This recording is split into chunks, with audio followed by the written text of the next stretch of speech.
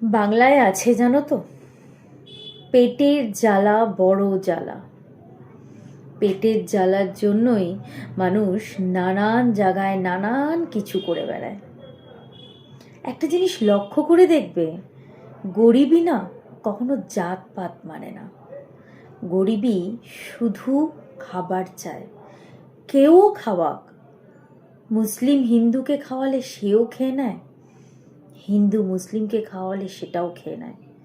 যারা রাস্তাঘাটে ভিক্ষা করে খাবার খায় না, তারা জাত দেখে না, তারা খাবার দেখে এবং দেখে তারা চুপচাপ খেয়ে নেয়, পেটটা ভরায়। সত্যি অনেক কিছু শেখার আছে, অনেক কিছু শেখার আছে, কিন্তু তবু আমরা শিখতে পারি না জানো। সত্যি বলছি, তবু শিখতে পারি না।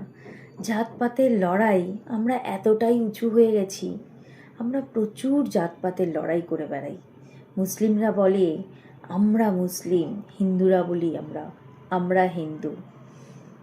মুসলিমরা নিজেদের জায়গা বানানোর জন্য কত লড়াই করে বেড়ায়, কত লড়াই করে বেড়ায়।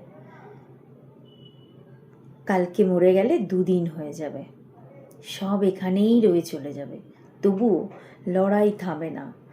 আমার বংশ থাকবে, আমাদের জাত থাকবে, আমাদের সব কিছু আমাদের আমাদের আমাদের বলে লড়াইটা এত গভীরে চলে যাচ্ছে দিন দিন। মানুষ আর রয়েছে না।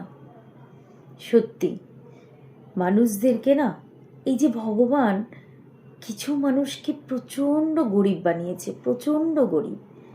যারা রাস্তাঘাটে খাবার চেয়ে বেড়ায়, যারা রাস্তাঘাটে ঘুমায়, তাদের কোনো ফারাক পড়ে না তারা মুসলিম না হিন্দু। কিন্তু আমরা না বুঝি না, বুঝেও বুঝি না, দেখেও দেখি না।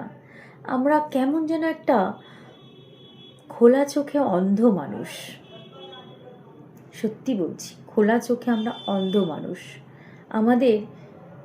আমাদের শুধু আমরা এবং আমাদের করে লড়াইটাই আমাদের বোধহয় সব থেকে ইম্পর্টেন্ট হয়ে গেছে জীবনে। জানি না এটা কতদিন এবং কিভাবে এটা ঠিক হবে। অতএব মানুষকে একটাই মানুষের ধর্ম থাকা উচিত, আমরা সবাই মানুষ।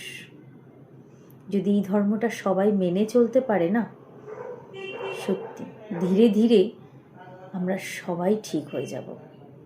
সবাই